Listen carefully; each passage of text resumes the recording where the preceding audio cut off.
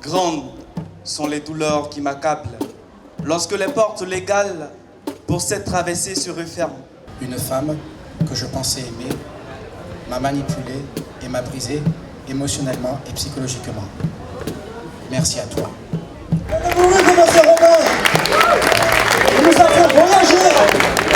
Vous déroulez la préparation pour le concours et quel est votre ressenti? La préparation, c'est assez simple. Nous avons un regard d'abord sur les textes au préalable.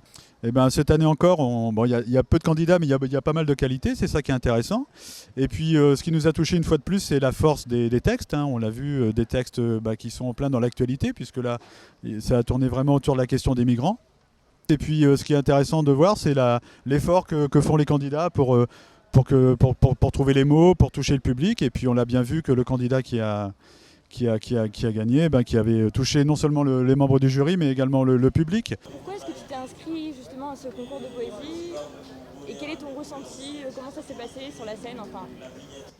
Je ne sais pas vraiment, mais je pense que j'ai vu l'information postulée.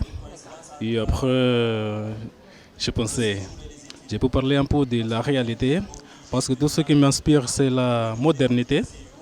Modernité, que c'est un peu réalité, réalisme, qu'on parle de tous ceux qui sont problèmes du moment, et en donnant un peu de solutions.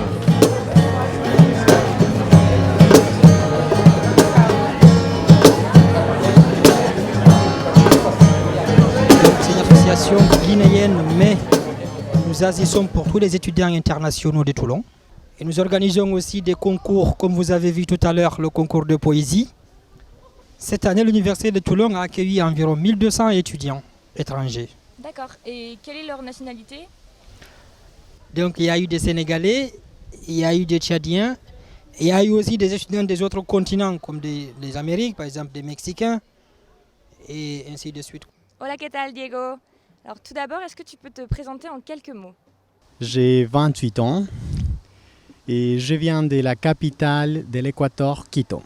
Pourquoi tu choisis de venir étudier en France et tout particulièrement à l'Université de Toulon? Parce que je trouve vraiment intéressant le système éducatif français et innovant aussi. Alors comment s'est passée ton intégration à l'université et à la vie française en général? La langue française, c'est une langue difficile, mais avec les structures qui propose l'université, comme les tandems linguistiques, les centres de ressources en langue, et aussi les accueils entre les étudiants français et les étudiants étrangers, m'a permis d'améliorer l'intégration et aussi le niveau de la langue française, notamment. Hasta luego, Diego.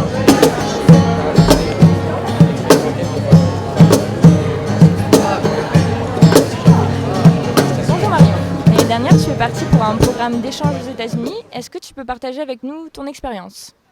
Je me suis inscrite en fait à ce programme d'échange quand j'étais en dernière année de licence LE1. À l'époque, j'avais un niveau d'anglais qui était assez moyen et je me suis rendu compte que c'était vraiment une de mes faiblesses dans mon cursus. Alors justement, qu'est-ce que cette expérience t'a apporté? Au niveau de la langue, en 2 mois, j'ai fait des progrès énormes. Et puis c'est vraiment une expérience personnelle qui est très enrichissante parce que j'ai rencontré beaucoup de monde, je me suis fait des contacts, que ce soit des contacts américains. Il y avait aussi d'autres étudiants internationaux, donc des Mexicains, des Allemands, des Chinois. Donc c'était vraiment une expérience qui était très riche et très intense.